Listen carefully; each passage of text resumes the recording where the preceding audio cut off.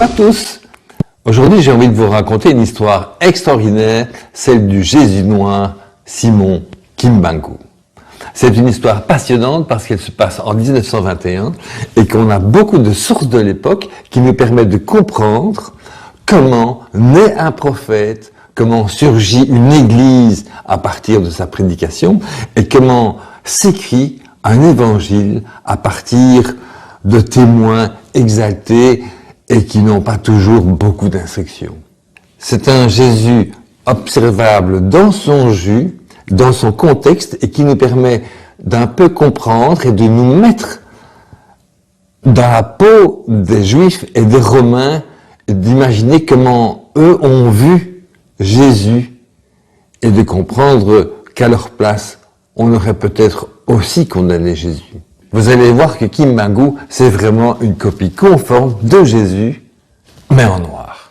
Il est peu instruit, mais quand même beaucoup plus que les prophètes ou les apôtres du temps du Christ. Il a été baptisé et instruit par la mission baptiste au Congo. Il ambitionne d'être pasteur, mais les missionnaires ne l'acceptent pas. Alors il tente d'être au moins catéchiste pendant un temps. Il se marie, il aura 3 enfants qui développeront l'entreprise kimbanguiste. Voici la photo habituelle de Kimbangu, qui n'est malheureusement pas très nette.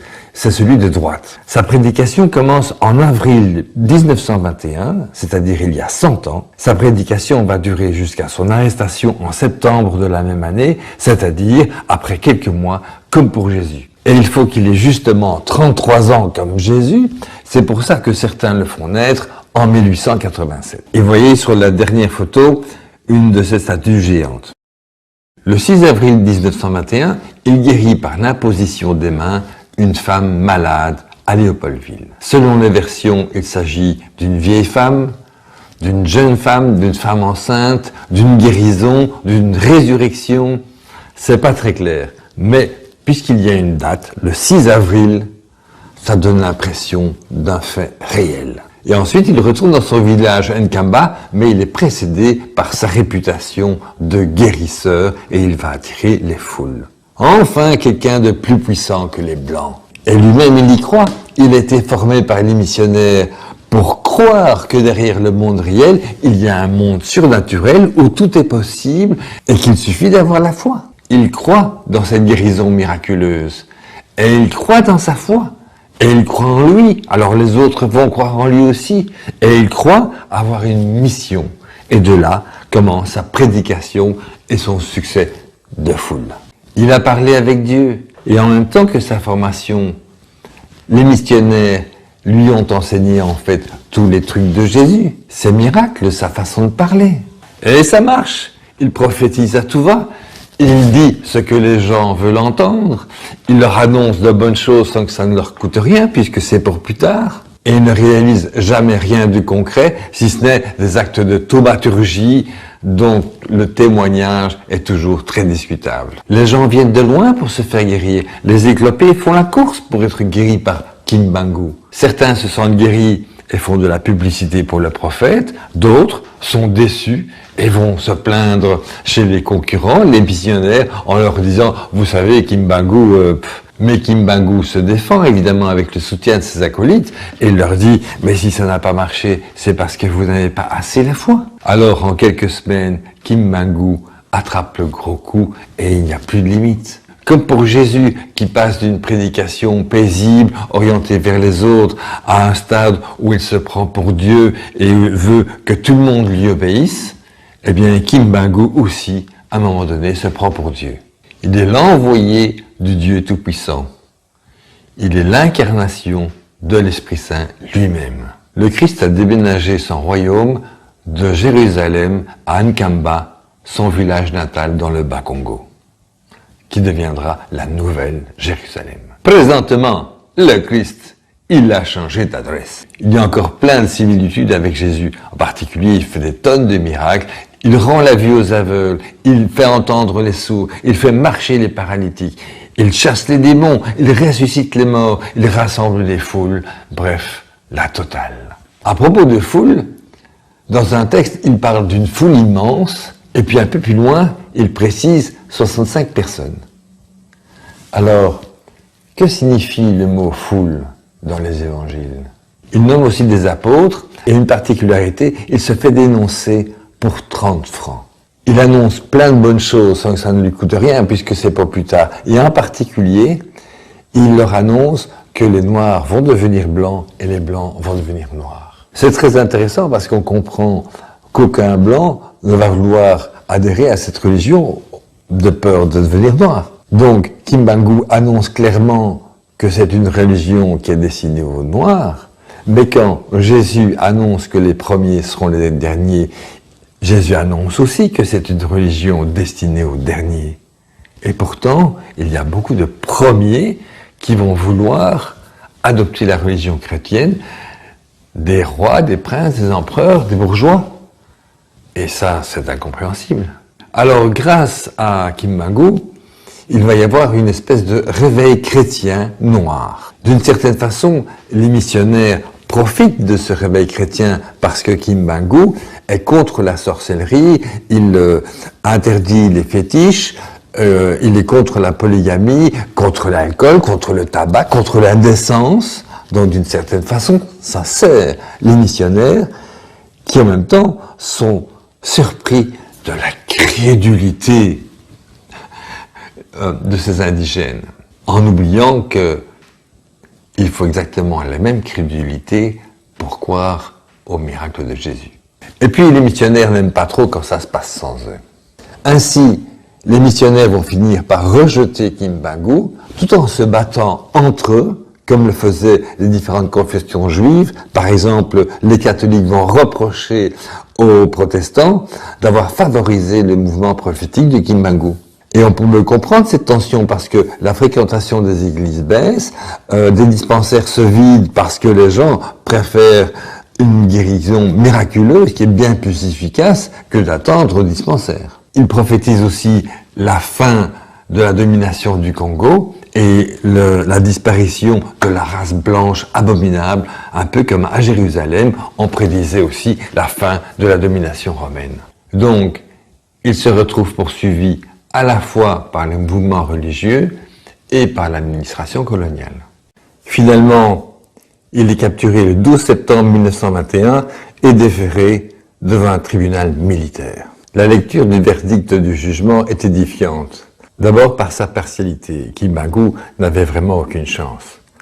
Et puis aussi par son arrogance. Ces chrétiens blancs se sont moqués des miracles et des manigances de Kimbangu, mais ils auraient pu aussi bien avoir la clairvoyance de se moquer des manigances et des miracles de Jésus. Ensuite, il sera fouetté comme Jésus et finalement condamné à mort.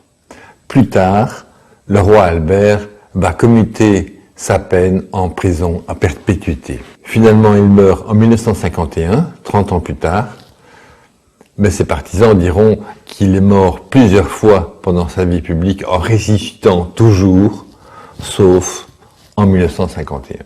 Depuis lors, il apparaît ici ou là, en Afrique, mais aussi ailleurs. Donc au fond, Kimbangu a inventé un christianisme noir par opposition au christianisme blanc. Ensuite, l'église kimbanguiste se développe en même temps que le mouvement d'indépendance du Congo. Elle sera finalement reconnue même par la Belgique en 1959. Le centre de cette église est à Nkamba, donc le village natal de Kimbangu, où a été bâti un temple gigantesque dessiné selon la vision d'Ézéchiel. Et il y a aujourd'hui plusieurs dizaines de millions de fidèles kimbanguistes, surtout en RDC et en Belgique, mais aussi en France et ailleurs. L'église est dirigée aujourd'hui par le petit-fils, sa divinité, Simon Kimbangu Kangani. C'est une entreprise familiale, florissante, et comme vous voyez, les chefs sont bien nourris. Plusieurs textes relatant la vie de Kimbangu tiennent lieu d'évangiles, avec évidemment plein de problèmes d'authenticité. Alors je voudrais vous lire un extrait.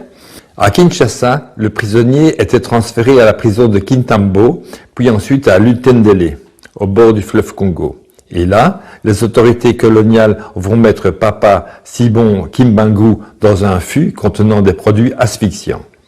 Le fût est soudé et jeté dans le fleuve, mais quelques instants après, Papa Simon Kimbangu sortira miraculeusement sain et sauf. On va alors le fusiller sur le champ, mais hélas pour les tirailleurs, Papa Simon Kimbangu ne mourra pas et va continuer à avancer comme si de rien n'était. On va alors l'attacher à l'aide d'une chaîne contre une grosse pierre et le jeter dans le fleuve. Papa Simon Kimbangu réapparaîtra et marchera tranquillement sur les eaux du fleuve pour revenir se livrer à ses tortionnaires. Toutes les tentatives d'assassinat du prisonnier échouèrent. Alors, un autre extrait.